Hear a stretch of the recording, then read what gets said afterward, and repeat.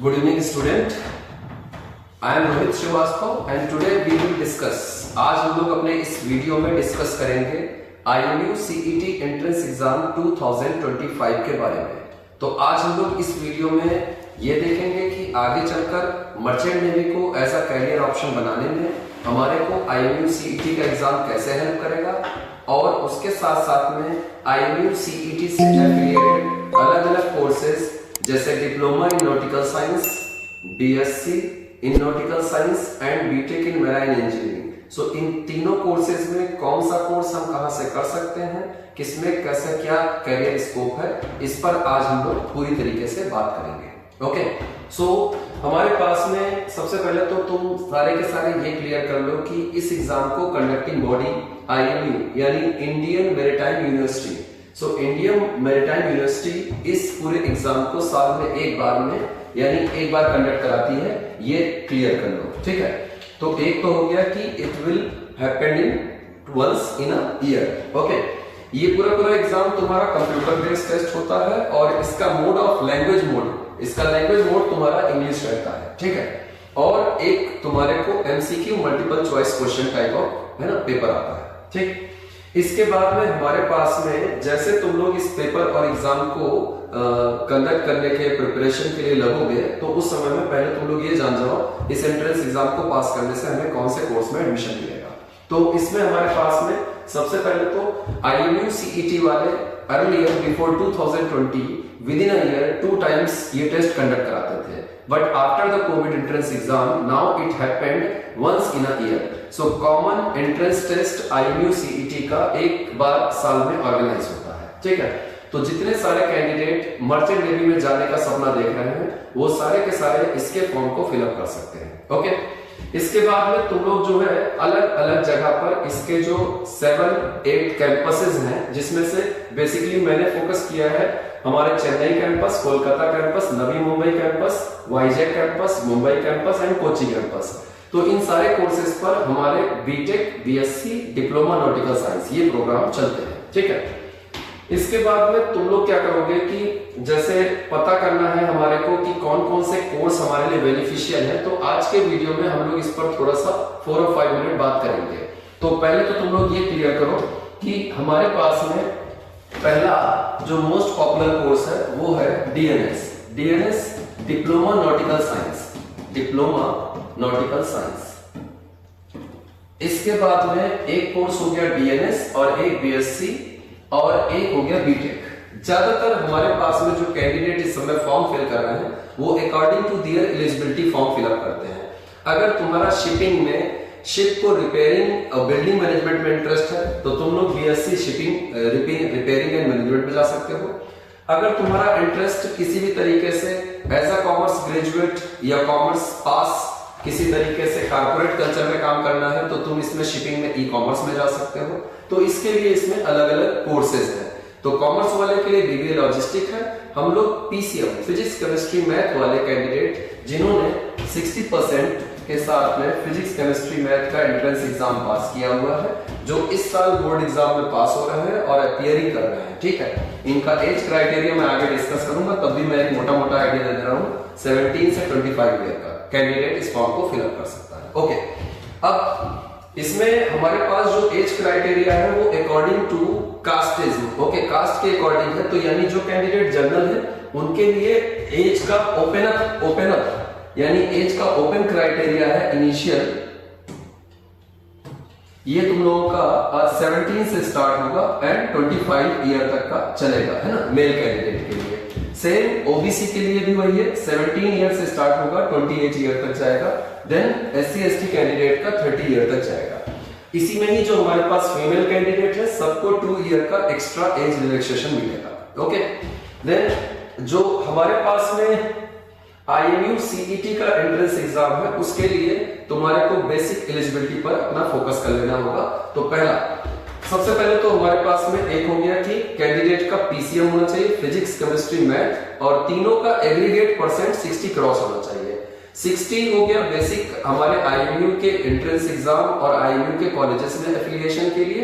अगर कैंडिडेट का more than 60, 70%, 75% या 80% है तो कुछ और भी रेपुटेटेड कॉलेजेस हैं जो अपना परसेंटेज इससे हाई करके रखते हैं, बट बेसिक परसेंटेज 60 है। ओके, इसके बाद में कैंडिडेट का 12th पास होना रिक्वायरमेंट है एक, और दूसरा 10th क्लास में और 12th में इंग्लिश में अलग अलग 50% का तो मिनिमम नंबर होना चाहिए, यानी इंग्लिश एक सब्जेक्ट चलना चाहिए। ओके, इसके बाद में जितने भी कैंडिडेट इस SC ST कैटेगरी को बिलोंग करेंगे उनको सारे को परसेंटेज में 5% का रिलैक्सेशन मिलेगा।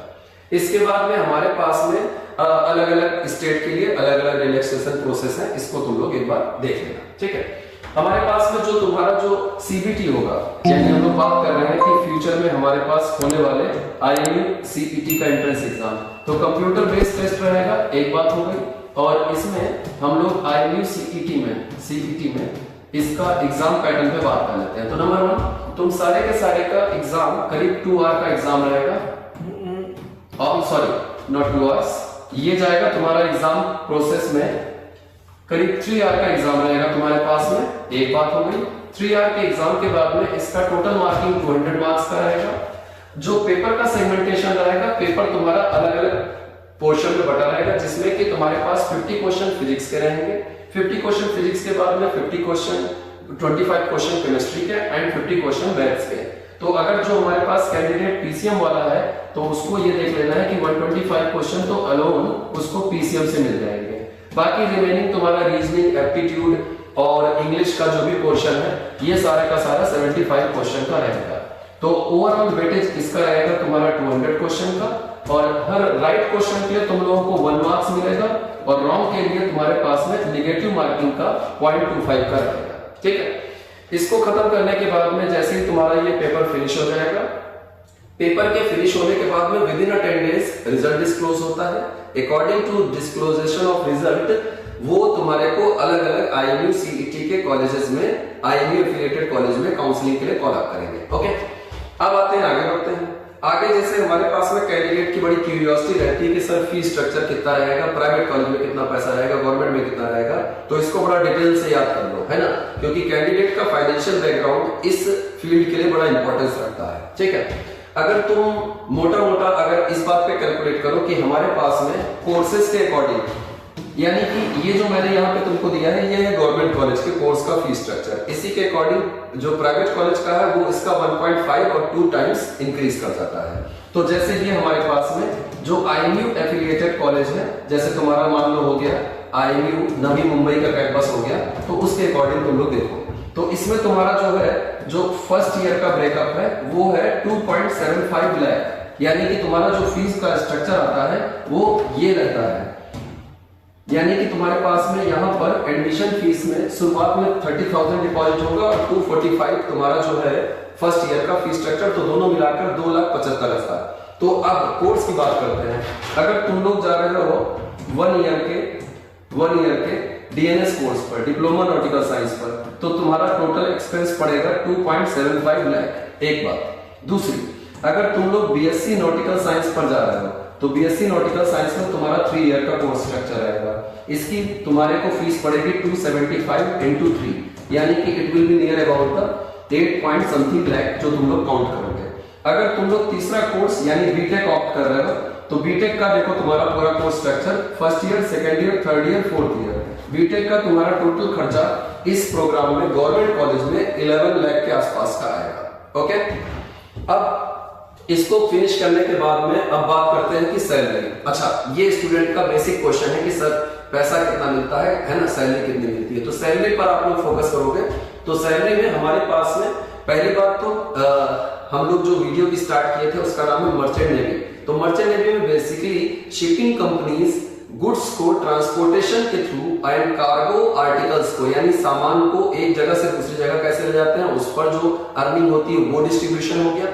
उसके अलावा जो हमारे पास में लगेज कैरियर के अलावा जो ट्रांसपोर्टेशन के person to person, one place to one place जाते हैं, उसका अलग चार्ज होता है। तो अब जरा हम लोग इस पर बात कर लेते हैं। जब तुम लोग ऐसा, ये मैंने एक सैलरी स्ट्रक्चर लिखा है बीटेक करने के बाद में ट्रेनिंग इंजीनियर की, तो ट्रेनिंग इंजीनियर की तरह तुम जब ड्राई कार्गो शिप पर ज्वाइन करोगे पहली बार में, तो तुम्हारा इनिशियल फेज पर जो इसको तुम स्टाइपेंड बोलो या इसको बेसिक फेज ऑफ सैलरी बोलो, तो it will be near about the 30,000 to 70,000। अच्छा, क्योंकि ये तुम्हारा ट्रेनिंग पीरियड है, तो इसमें जो सैलरी रहेगा वो तुम्हारा डॉलर्स में रीइंबर्स होगा। तो उसके accordingly basically as a training engineer रोक लीजिए उसको, पीछे वो स्टॉप बटन, पॉज बटन दबा दीजिए, बन जाएगा। रोका।